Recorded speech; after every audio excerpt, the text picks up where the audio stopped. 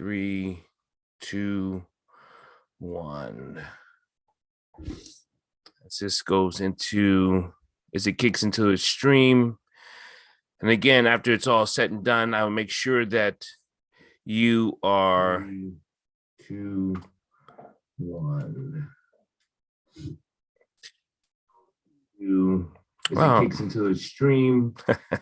And again, after it's all said and done, I will make sure that you are 2, 1. Let's get our audio done here real quick. Okay, get our audio done right. Make sure everything is done right. Welcome to Bridges Live. I'm Dr. Paul Dyer. Welcome to another conversation we're going to have about what you call education or Black education or Black development. I want to introduce first and foremost Dr. Faheem, Juda L, and then my oldest son, Caleb.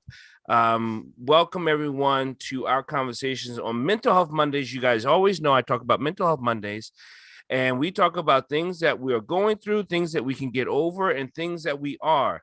And that has a lot to do when it comes down to what we think we are, right, Dr. Faheem? A lot of times, a lot of people don't know what we are. And what does that mean?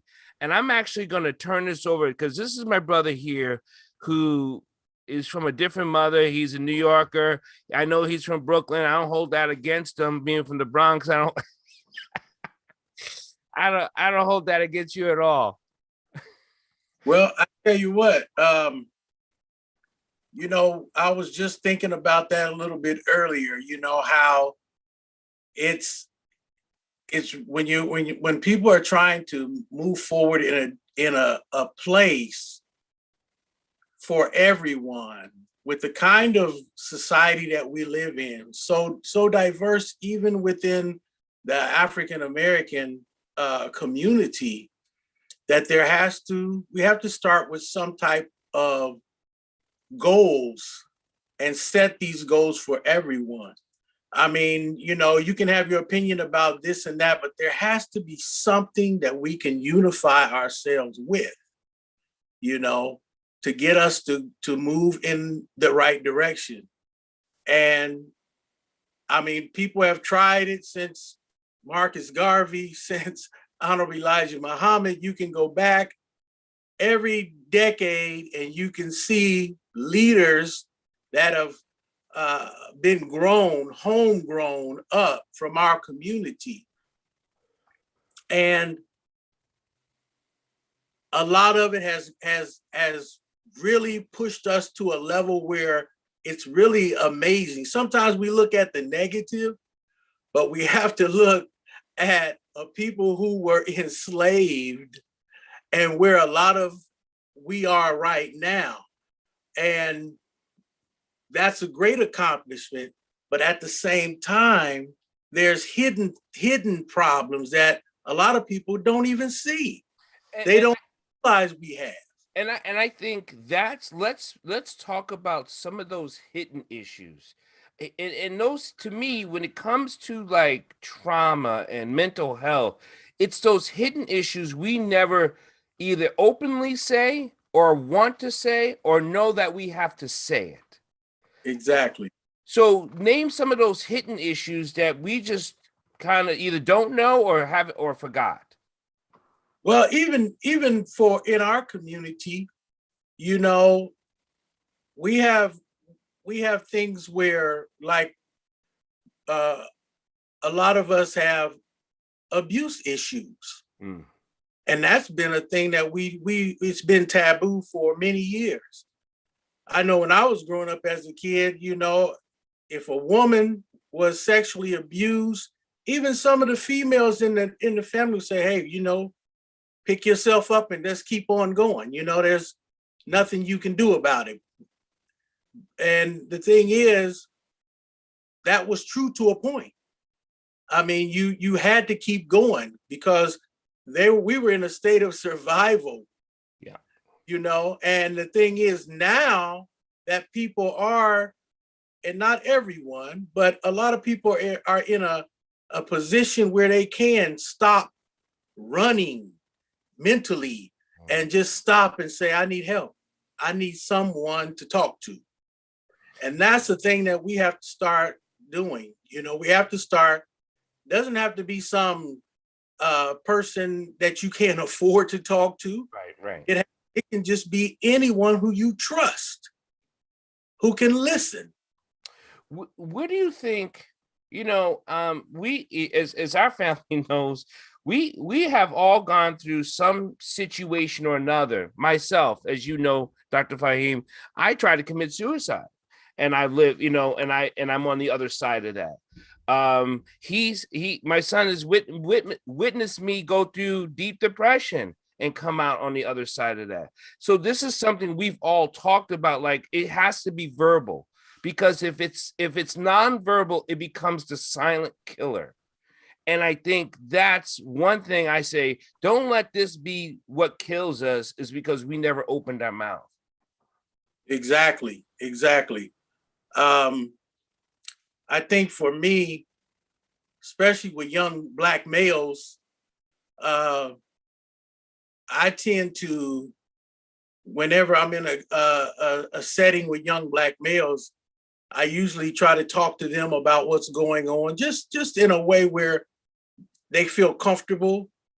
And usually they might not be that open at first, but usually after a while, they'll start opening up because they want to talk about their issues, some of the things that's going on in their family, in their neighborhood.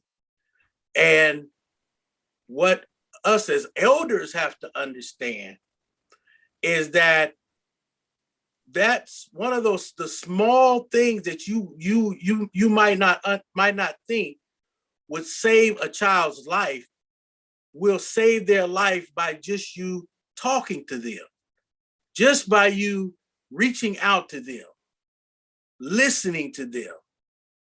And in the last program that I was talking about that, as far as when I was on the continent of Africa, how you have to be a listener. You have to be able to observe and look at signs of what people are going through. And we have to have that compassion for the person. A lot of those things that we're dealing with in this society now, we're losing that humanity for each other. So we have to get to a point where this is not our nature. We have to understand that it's not our nature anymore. Our nature, people laughed about our nature. Oh, they're just a happy people. You know, they're just fun loving. Yeah, as if it was something bad. So can you enlighten us who have not been to the continent, have not been what we call home, how that community was built and developed and what we are missing here? Wow, that's a great question, because it's something that takes a long time, not even to talk about doing, but just to explain. And what I mean by that is we have to understand that generations here today are being born on, and I have to put it the way it is, they're being born on lies. Yeah. Lies. And you cannot move forward in truth if you started with the lie. So you have to be able to go back and you have to say, well, you know, I need to know the truth. It's like if someone said to you, hey, you have an addiction. And you just sit there and you deny it. Until you get to that truth, you're not going to be healthy. No, you're not going to be well. So that's how it is with us. We have to go back to the continent. When I go back to the continent, it's just an unbelievable feeling. It's something that I can't explain to anyone, because it may be different for each one of us, depending on our genetic makeup, depending on what tribe we're from. All of these things, it may be different for all of us at a certain point. But here's the thing we have to understand is that we go back 10,000 years ago, and we were using a stellar calendar. 4,000 years ago, we were using a solar calendar. 3,000 years ago, we were talking about the first dynasty under Namur or Aha in ancient Kemet. And then in 1760, we're talking about the birth of the Hebrew prophet Abraham. Adam and Eve has not even started yet. We haven't even got to Adam and Eve, and Abraham, the prophet, is already existing. Right. So these are the kind of things that we have to understand, that we have to correct these ideas that's been given to us and put it back in a real chronological ideology in our head. That we were in Africa doing what we were doing before any of these things took place.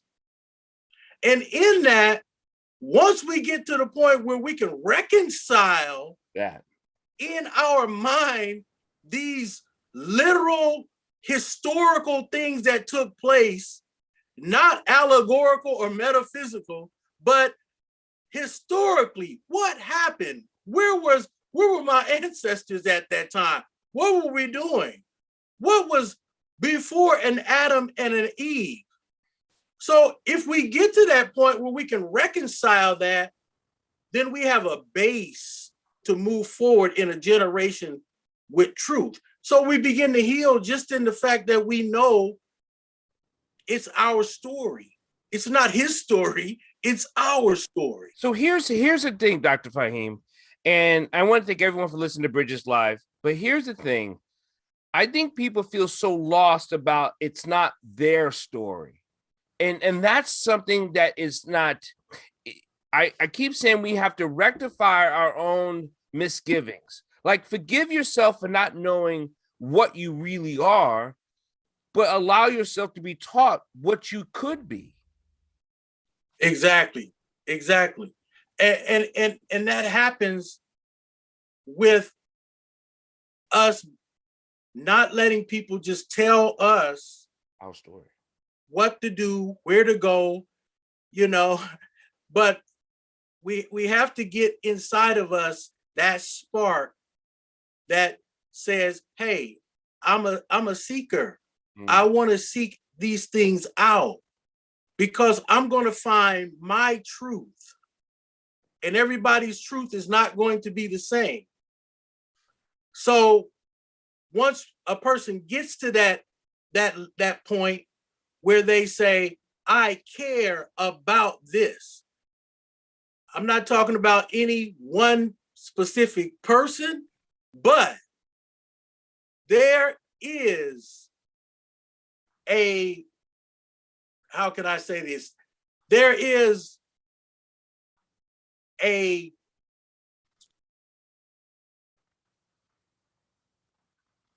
conspiracy put in front of our children's face every day with the type of clothes that's being presented to them, certain types of music, certain types of way that women are dressing, and it is becoming normalized. I want to ask, my son is a 1,000 generations from us, and what we're saying, what we're talking about, how does that resonate with what you have talked about, what you have seen? Well, it's true. Yeah. Especially when it comes to clothing with women too. It's hard to be in a relationship because ancient cultures, they would teach women how to dress, but now it's okay to dress like this. It's okay to have music with pills, with guns everywhere. It's okay to have that music, but that's normal now.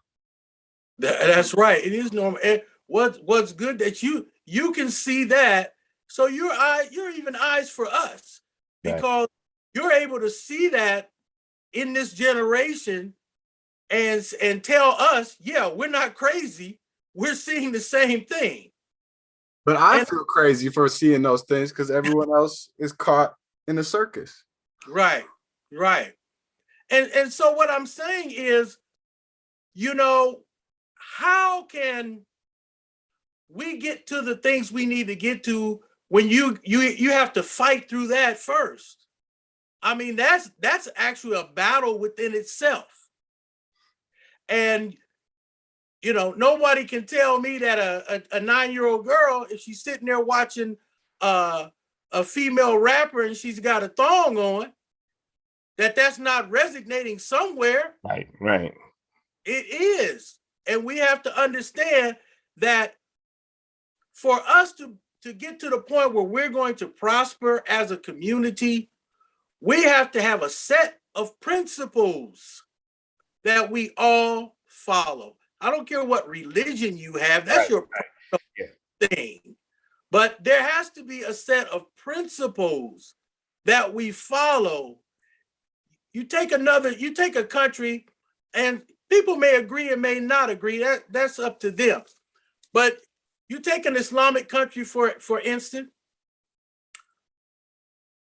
In the Islamic country, the community is called the Ummah. Right. The Ummah. And that means it's the mother. So one individual in the Ummah is not greater than the community. So unlike it is here in the United States, where it's kind of like a free-for-all, people just go and do what they want to do. And I'm not knocking that as a freedom, but what I'm saying is your society has to have structure. Okay, but here, let me give a pushback here. This place we're living in, this section of the world, this Western society, has been built on capitalism, right? Right. Capitalism is not a community-based system. Right. Matter of fact, it's supposed to destroy the system, because if I can make more money than my mother, I'll kick her to the curb. That's capitalism, right? If I can make more money than my brother, I'll make sure that he gets a burial, but I'm still moving forward. Right. The Black community we cannot thrive in capitalism. That's right. So the point I'm making here is we are not in a community. No. We're not in a community. We think we are. And the reason why we think we are is because skin color has been thrown on us as the dominant factor in everything. Right. And it's not. It's not. If we really go back and read the history, it goes back to one thing: capitalism, money. That's what it goes back to, power.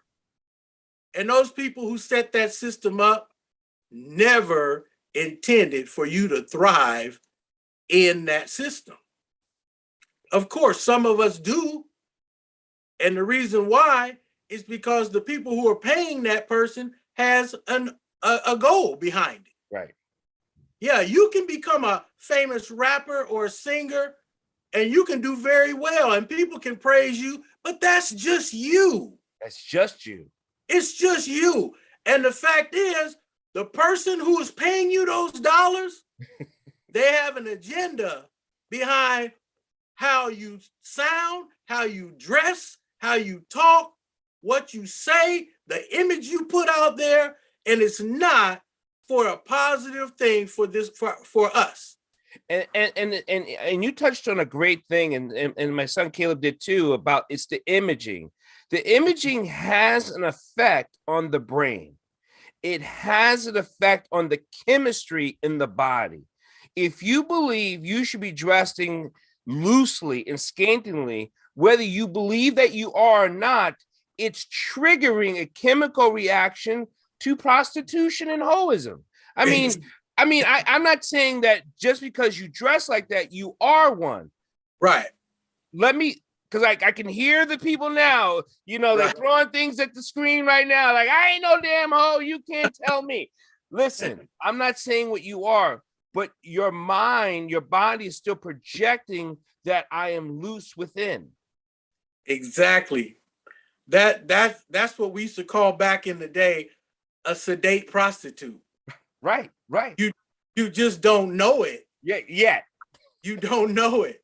And now it's getting to the point where it's not about the literal sense of prostitution, right, but it's about the imaging of what you're selling. Of what you're selling. Exactly. And that is a big problem. And it's getting to the point when people speak out about it, They're calling it negative, they are perceived to be wrong in the fact that you call people out about it. Is there okay, so is there a way, have you had these conversations?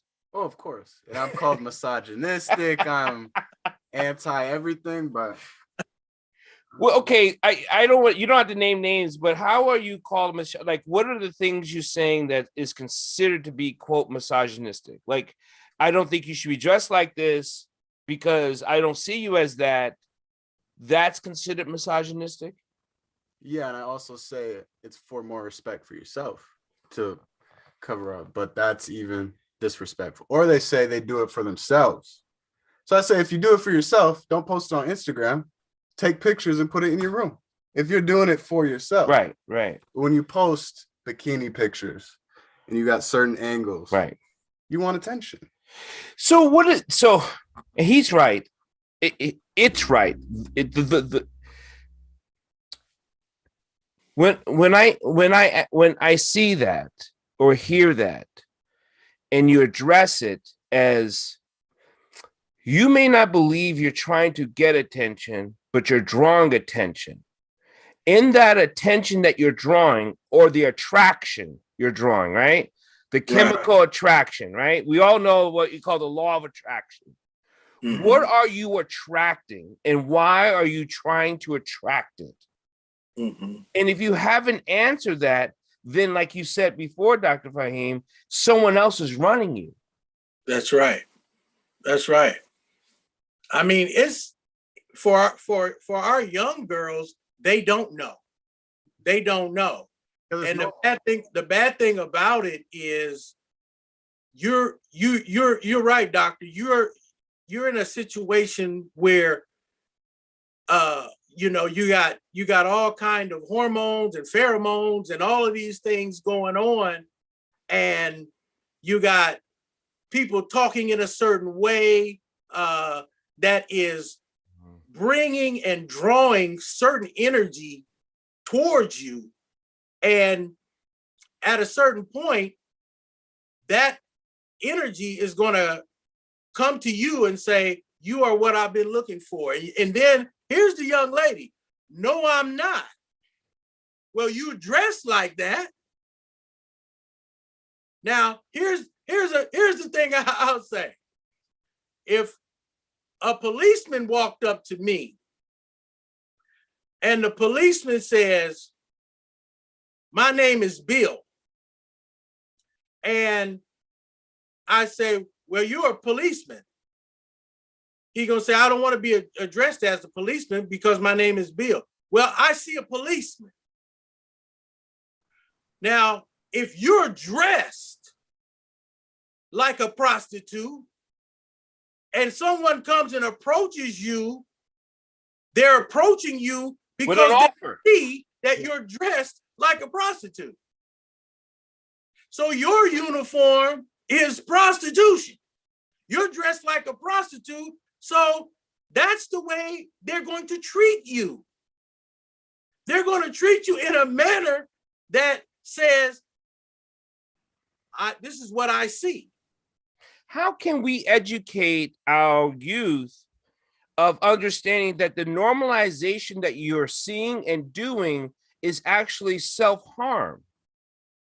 That's so difficult because the thing is, you really have to pull children out of a way, and certain teachers would have to actually teach them in an environment that's conducive with what you want them to learn. I mean, television, all that would have to be taken away for this to work. At least to the point where you could put something in front of them on a daily basis that will say, this is proper. This is how you're supposed to dress. This is the way you're supposed to act. I've never heard the F word in my life as much as I hear now. What you're talking about is reprogramming. Reprogramming, exactly. Right, because a lot of this is programming. Exactly. It's programming. It's subliminal in a way that most people don't even understand. I mean, it's to the smallest things that what we see. And I mean, now, when I was growing up, you had 3 channels on TV, and at night it went off at midnight. It's all TV. So now things are, it's the kids can see anything all day, all night, and it all depends on who's supervising, who's raising the child. I actually can go a little bit further than that, and I want to talk on the 30-second clip. I've been doing some, most people know I'm into neuroscience, and the 30-second clip has a lot to do with subconscious control than it does with consciousness development. So if you watch a 30-second clip, and that's all you see is 30-second clips or under a minute clips, it doesn't have time to register into what you call cognitive perception of thought.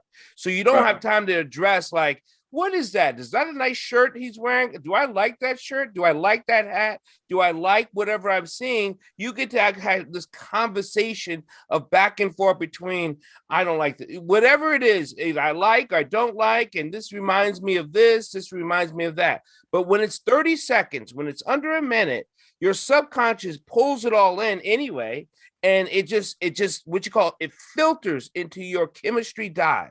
So it just keeps running in the background of normalization of, it doesn't matter if you dislike the color, it doesn't matter if you dislike the music, because it's already being focused into your internal self, and you don't have time to cognitive or consciously say, I dislike that music, because it's already gone. So right. It's a scary weapon. How it is. The short media has turned everything around.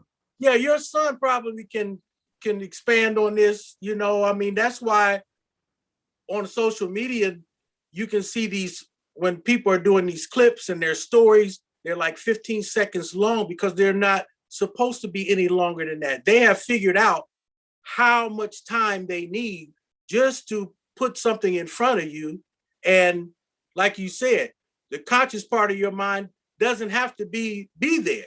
It's going to register in your subconscious mind regardless. So, what do you think about that when you see these clips on social media?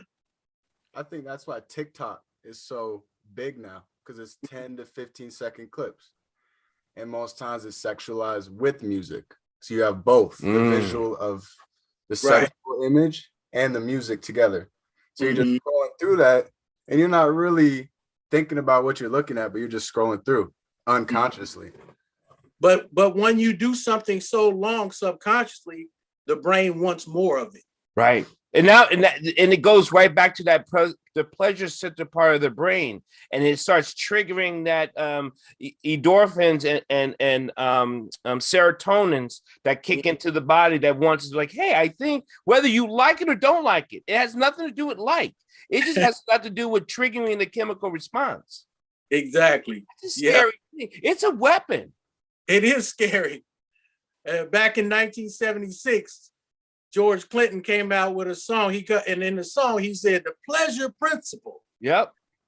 And he was talking about, it was something silly. He was talking about Sir Nose devoid of funk and not dancing. But in that psychology, he was talking about there's the pleasure principle that if people tap into that, they're going to have everybody doing the same dance. They're going to be dancing to whatever beat that they want them to. And that's the thing we got to understand, that this social media is really a social science behind it.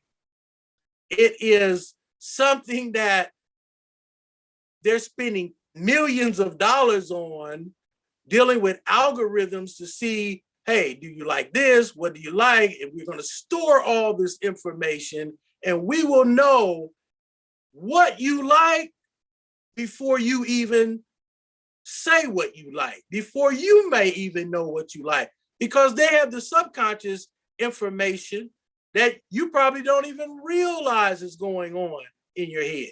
And most people got to realize that the Black community is the most studied group on the planet. They have been studying how to not just manipulate, but to control. And not to control, you may think control could be in a bad way or good way, but if you don't have your, what you call free will and your choice, I kind of personally think that's bad. Yeah. Because if you don't have understanding of your will, then how do you give it to your higher power? Right. That gets taken away from you. If you don't have rule over your will, then that means you have a disconnect to the Almighty of the universe. Exactly. That's a scary thought. That is scary, and that has been practiced for thousands of years. That whole idea of putting a substitute idea between you and the Creator. People don't understand that there has been remnants of truth that has been given to you, but not the whole truth. And the thing about it is, when we see that the great things that we did was the time when we were not being stifled by those kind of things. And the way you can tell is you can look at the great accomplishments that we made. When we were making the great accomplishments in this world, we were in our own natural self. There was a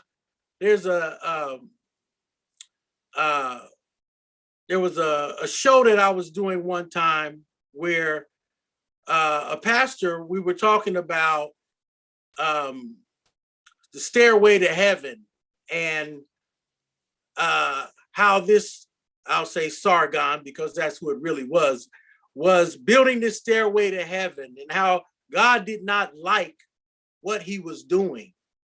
So he burned up and killed everybody and stopped them from reaching this heaven. I mean, that's a beautiful story if that's your God.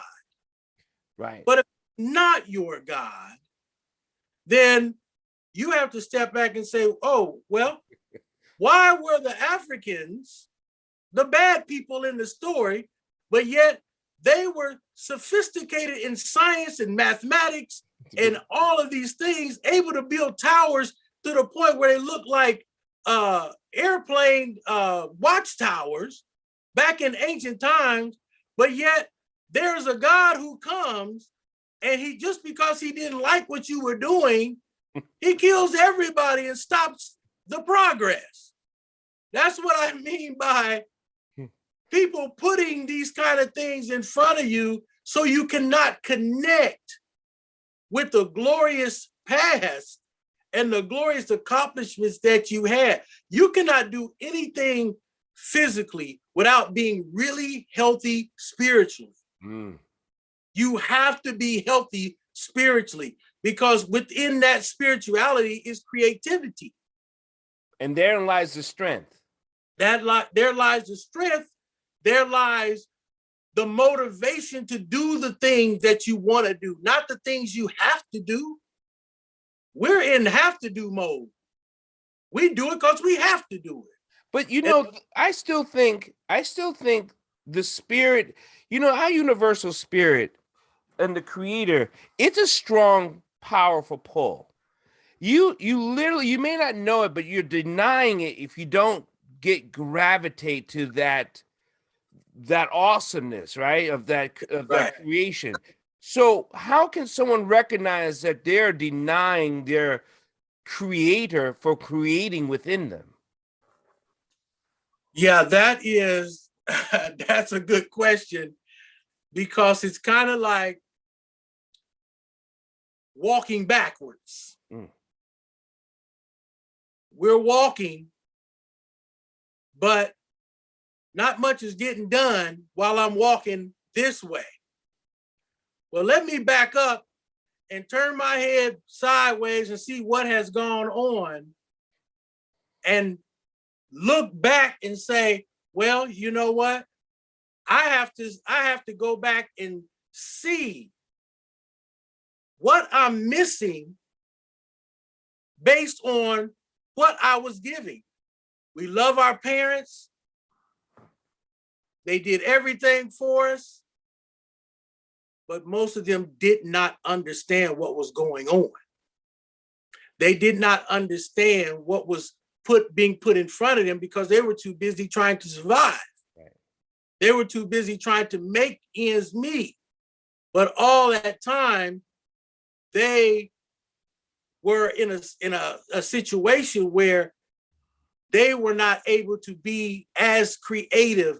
They were not able to be the genius that they wanted to be because they were not in their full God-given nature that they were created in. Yeah. And that goes back to like what you said. It goes back to, we have to go back and say, hey, who am I?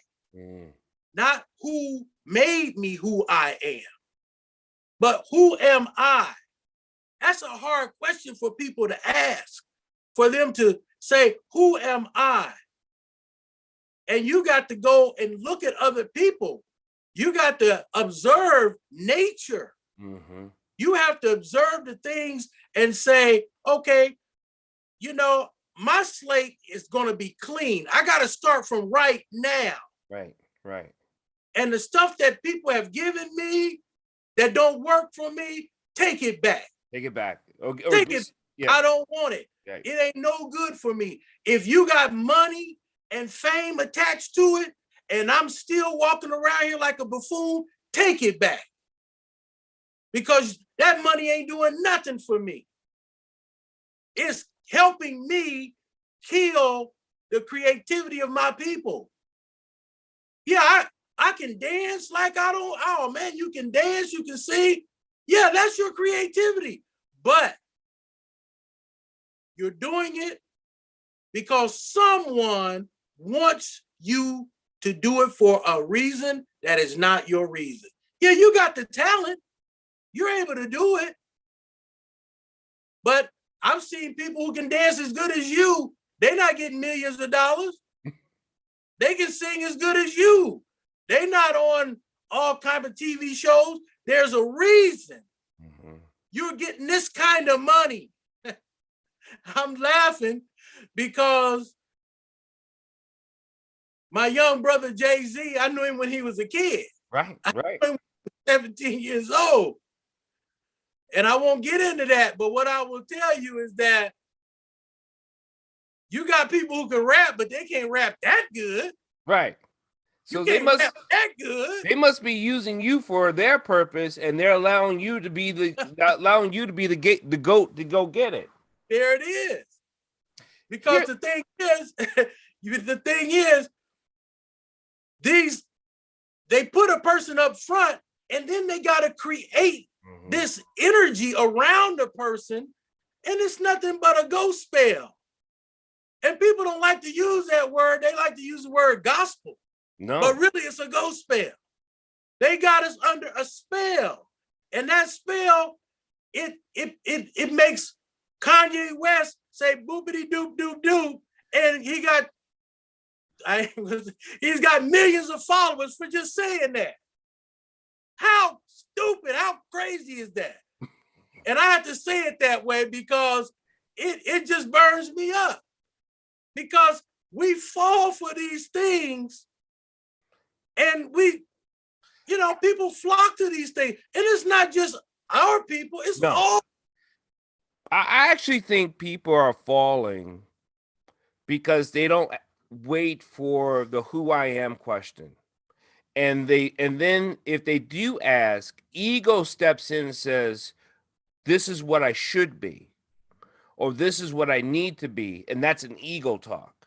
And ego can kill you because you could say, well, I should be where I am because of this. I should be further along because of that. I should have this because of that. And that's all ego, because that is not your journey. Your journey may not be that. And so you're looking at others trying to encapsulate who you think you should be or need to be, and that's not who you are. Like you said, that's them. That's not you. And that's not wrapped up in your creator who's creating inside of you. That's right. Well, I tell you what, it's just like, I have people tell me all the time, they say, you know, brother, you wrote over 100 books. He said, why are you not out there famous like people? I said, I am famous. I'm famous to me. And I don't mean famous in that way. I mean, I have done what I set out to do. And that's to keep books in people's hands for the last 30 years so they can learn and figure out what this whole thing is about. And a lot of them won't pick up my books because those books go into areas that they don't even know, they haven't heard of. You have to get to the point where you get to that knowledge in steps. And I hear brothers say, I want to study with you. You can't study with me because you haven't been studying. Right. And I've been studying for the last 30 years. You can't study with me. I'm sorry. But I got some books that I wrote 30 years ago you can read. So the point I'm trying to make with that is we are moving in a place where we're not moving together as a people. We're not moving for each other and talking about fame and talking about these things. We're moving only as individuals, and you can never get better as an individual. It just will not happen. No. It won't happen because everything is based on fame and money. What do you think about, and I know you're into the music business and I know your idea, you want to talk about what your idea is about how you want to take the music into educating people, into moving in the direction of enlightenment? My idea with music would be to put people in a more conscious state, because now everything, like I said, is about sex, drugs, money. There's no songs about family, storytelling. That's all not fun nowadays. And now everything is in the bass chakra. All the music is bass music. But in Africa, they do top drums and sing. But now they're targeting our lower chakra, and it's the bass, boom, boom, boom, and everything. So I just like to raise people's consciousness overall with music. That would be my goal. But with right now, it's poisonous. That's great that you said that, because I mean that's just the truth right there. That was done purposely to put people in that state of the root chakra, because it's based on sex. And putting you in there in that area of the body, there's no way you can get past that the higher chakras until you pass one thing, and that's overcoming sex. Nobody can get to spirituality if they're still hung up on sex. That is a fact. So when we put you there and the chakra is there and it's not in a way where it can raise up, and the way it can raise up, it has to have a union. There it is. Union. That's why when we're talking about sex alone holds a person down. But when we're talking about a union, sex is not bad. Of course it's not, or we wouldn't be here. But what I mean by that is anybody can have physical sex and have a baby, but how is that union between two married people or two people who are loving and are moving with the creator. That's a whole different union right there. So they want to make sure that idea in young people is that, oh man, it doesn't matter. That's old stuff. I hear kids right now talking about, oh, we don't date no more. We hook up. We just hook up. That's it. And then the girl, they will say, oh, you don't hook up? Oh, okay. Move to the next one. Because that's what's been put into the mind now. And now the girls think the same way, not all girls, but a lot of the girls think, hey, I'll just hook up with a boy. I don't have to go through all that with them. So that's where we are. That's social media and dating apps like Tinder too, that are advocating for that. Well, they're advocating because like we're all saying, they're getting something out of us for it. They're keeping us in a pen, caged up, enclosed, locked up emotionally, mentally, spiritually. Because if we cannot get over that root chakra and we cannot get to our higher levels, right, our spiritual level to connect with our creator, that enslaves us right there. Because now we are stuck in survival. We are always chasing after the monetary money. And that's survival mode. So we never get to the love and community because we're stuck in these pockets of phases. And now, you know, when I go to these schools, it all what we're talking about, people have to understand this is why your child is struggling, your daughter is struggling, your young man is suffering, your people, we're shooting each other. We're harming each other because we don't see past anything of beauty. We're still stuck in this chaos. That's right. And that's what for those who understand what we're talking about when we talk about that root chakra, or talking about that is a mindset as well as in the human body. Mm-hmm. That is a mindset as well. And the thing is, you can do everything that you think you're doing spiritually and still be stuck right there in that chakra. Because a lot of people don't understand how it works. They don't understand it. I was talking to a brother one day and he was like, hey, brother, how do you help me with my Kundalini? I said, let me tell you something, brother. You ain't doing nothing with no Kundalini. You right there in your root chakra. Yeah. You're just reading something somebody wrote. I'm saying, you know how many years and masters, it's hard for a master who's been secluded for years to raise Kundalini. I said, so, you know, I'm not telling you keep working at it, but it's a hard task. And you know, with that, I mean, there's breath work, there's stamina work, there's positioning work, there's motion work. There's a lot of work. When we talk about Kundalini and raising that, the plasma up the spine. Right. Oh man, that's a whole other show. I'm telling you now. Anything, any last words before we take off? No, I'm just happy to be on here and actually talk about things that are important to me, because I know a lot of people that I talk to in my grade or people that I talk to in college, I can't have certain conversations with because, oh, you crazy. Chakras, what are those? You know? Yeah. So I try to share things with people, not put it on them too much, especially with people my age.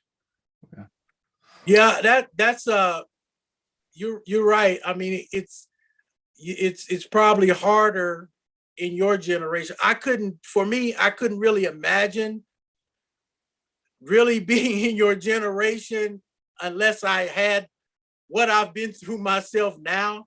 So I applaud you for being as intelligent and giving us insight. Right. Yeah. Yeah. You know, because it's very valuable for us to hear what you're talking about today. You know, to be able to see you talking about consciousness in music, and the things that we've been talking about for years. I was talking to a friend of mine yesterday, Brother Jay of X Clan. He had a concert yesterday called The Red Pill, and nobody picked it up, the show. So he got with a friend of his and they did their own pay-per-view, which aired yesterday. And that, what happened was, like he was telling me, he said, you know, brother, 80% of the people wouldn't see this because it's conscious rap. That's why we had to go to a smaller independent network to get it out there, because it has substance to it. It has consciousness. And he said, the people don't want that. It has to be the people who are already conscious who want it. And that's just the time we're living in. And he's talking business. That's in business.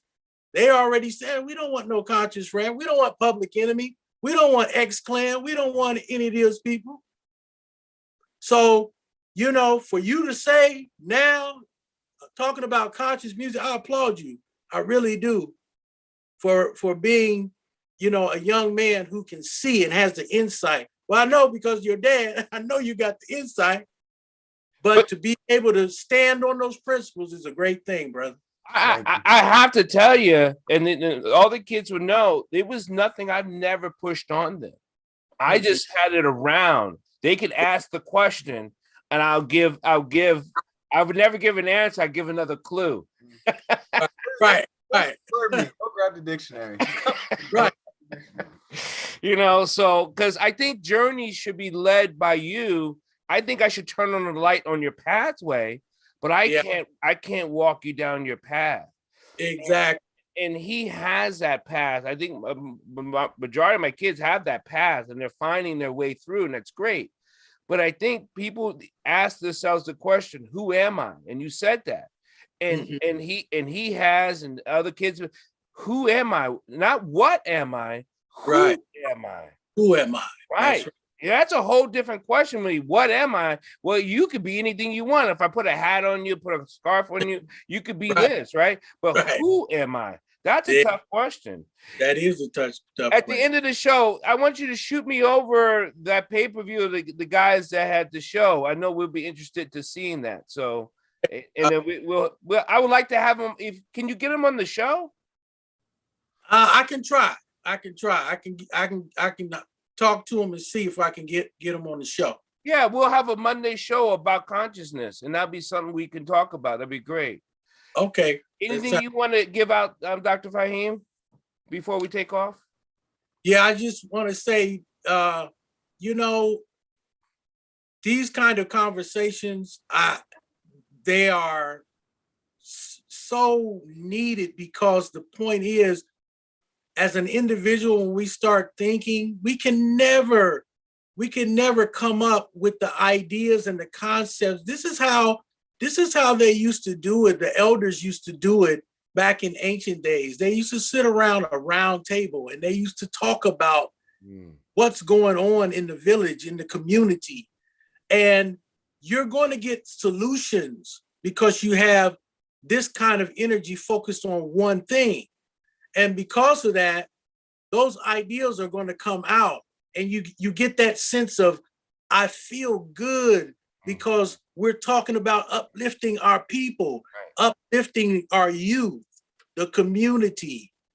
And, you know, I'll tell you this, my son, I'm like you. My son is a senior in high school, and I used to give him books. And he would say, Dad, I need more books. So I said, well, why don't you read some of my books? He started reading. He said, no, I'm not going to read your books. I said, why not? He said, there's stuff I can't even pronounce in those books. So this was when he was around ninth grade. So now he's a senior. He says, oh, Dad, I need some more. I need more. This is not hitting the spot anymore. I said, it's not hitting the spot.